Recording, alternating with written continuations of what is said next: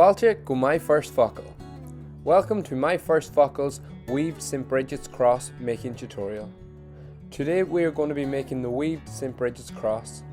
Traditionally, crosses are made from rushes, but if you do not have rushes, then this can also be done using straw, plastic straws, or wire pipe cleaners.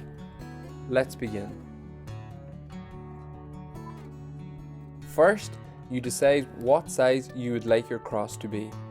Here you can see we have made a skinny cross using bundles of 4 rushes and a thicker cross using bundles of 8 rushes. The process for making the crosses are the same, the only difference is how many rushes you add to your weave. Once you decide what size you would like your weave to be, we begin by sorting 3 equal bundles horizontally and 3 equal bundles vertically. When you have your bundles sorted into position as shown, we carefully tape each end of all the bundles. Pause the video here while you tape your bundles. Once your bundles have been taped, resume their position in a pattern shown here. Begin by placing your first bundle over the outside 2 bundles and under the inside bundle. With the second bundle, we do the opposite. We place it under the outside bundles and over the inside bundle. For the third bundle, we do the same as the first bundle. We go over the 2 outside bundles and under the inside bundle. You should be given a pattern like this. We can now begin to sort the center of our cross. Pull the bundles inward towards the center like this. When you are happy with the center of your cross, we begin to tape the ends of the legs together.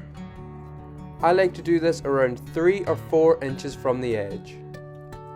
Once you have taped one side of the leg, you then proceed to tape the opposite side of the leg like this.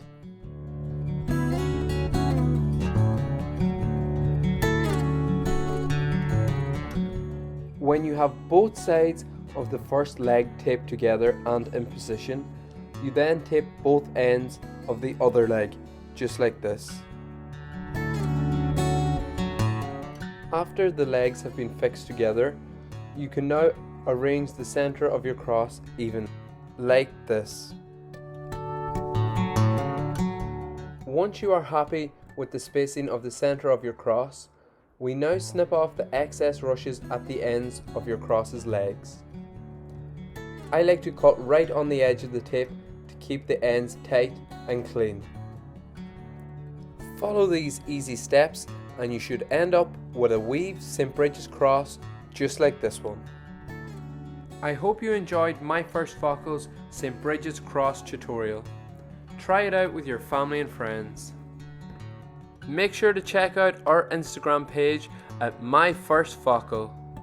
Head on over to Facebook for more similar content. Goro Mayagov.